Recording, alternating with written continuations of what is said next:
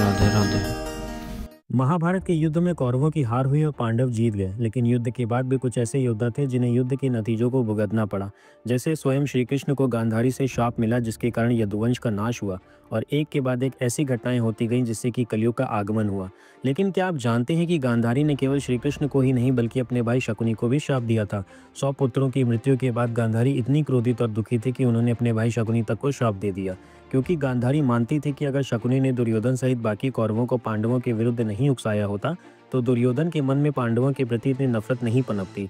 गांधारी के इस शाप का असर आज भी अफगानिस्तान की धरती भुगत रही है। आइए जानते हैं शकुनी को मिले शाप की पूरी कहानी। महाभारत काल में अफगानिस्तान को गांधार देश नाम से जाना जाता था। गांधारी और शकुनी गांधार नरेश सुबल के पुत्र पुत्री थे। महाभारत की कहानी के अनुसार राजा सुबल के शकुनी सहित 100 पुत्र और थे। वहीं पुत्री गांधारी जब विवाह योग्य हो गई तो उसके विवाह की बात करने के लिए राजा सुबल कई ज्योतिषी से मिले। एक ज्योतिषी ने राजा सुबल से कहा कि गांधारी की कुंडली में ऐसा योग बन रहा है जिससे वो विवाह के बाद विधवा हो जाएगी, इसलिए अपनी पुत्री का विवाह पहले एक बकरे से कर दीजिए। ज्योतिषी की बात मानकर राजा सुबल ने बकरे से गांधारी का विवाह करा दिया और इसके बाद बकरे की बलि दे दी, जिससे गांधारी का दुर्भाग्य हट गया। उधर राजा सुबल के विरोधियों ने उनकी पुत्री के विरुद्ध में इस बात की अफवाह फैला दी कि गांधारी का विवाह हुआ और कुछ ही घंटों में उसका पति मर गया। उधर हस्तिनापुर में धृतराष्ट्र के विवाह के लिए एक सुकन्या ढूंढी जा रही थी। किसी परिचित ने भीष्म को गांधारी के बारे में बताया तो भीष्म गांधार देश जाकर राजा सुबल से उनकी पुत्री का हाथ मांगने लगे। राजा सुबल शुरुआत में यह नहीं जानते थे कि धृतराष्ट्र नेत्रहीन है, इसलिए उन्होंने गांधारी के विवाह के लिए अपनी स्वीकृति दे दी।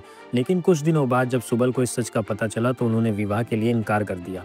अपने वचन से पीछे हट जाने के लिए भीष्म को गांधार नरेश पर बहुत गुस्सा आया और उन्होंने गांधारी का अपहरण करके धृतराष्ट्र से गांधारी का विवाह करा दिया। गांधारी यह बात नहीं जानती थी कि धृतराष्ट्र नेत्रहीन है, लेकिन जब वो हस्तिनापुर पहुंचकर धृतराष्ट्र से मिली तो उन्हें समझ आ गया कि उनके साथ छल हुआ है। वहीं शकुनी धृतराष्ट्र से अपनी बहन का विवाह नहीं होने देना चाहता था। इधर भीष्म और धृतराष्ट्र ने इस अफवाह को सच मान लिया कि गांधारी का विवाह एक बार हो चुका है। भीष्म और धृतराष्ट्र ने राजा सुबल को सबक सिखाने के लिए उन्हें और उनके 100 पुत्रों को कारागार में डाल दिया। कारागार में राजा सुबल और उनके 100 पुत्रों को एक मुट्ठी अनाज दिया जाता। एक मुट्ठी अनाज में 100 पुत्रों को केवल एक दाना ही मिल पाता था। ऐसे में सभी ने निश्चय किया कि वे अपना हिस्सा भी शकुनी को दे देंगे, जिससे कि शकुनी हस्तिनापुर के शासकों से बदला ले सके। अन्न न मिलने के कारण राजा सुबल और उनके पुत्र धीरे धीरे मरते गए। अंत में शकुनी बच गया। शकुनी के मन में हस्तिनापुर के राज्य को बर्बाद करने की भावना ने जन्म ले लिया। चौसर का खेल खेलने में माहिर शकुनी ने दुर्योधन की रुचि चौसर के खेल में जगाई। शकुनी दुर्योधन के साथ घंटों चौसर का खेल खेलता रहता था।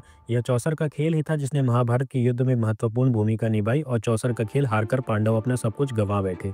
शकुनी ने दुर्योधन को उकसाकर हर वो काम कराया जो उसके खुद के मन की इच्छा थी। दुर्योधन को अति स्नेह करके शकुनी ने जैसे उसे अपना सेवक ही बना लिया था। यही कारण था कि दुर्योधन शकुनी के कहे अनुसार चलता था और उसने अंत तक अपने पांडव भाइयों को राजकाज नहीं दिया, जिसके कारण महाभारत का युद्ध हुआ और युद्ध में दुर्योधन सहित सभी कौरव मारे गए।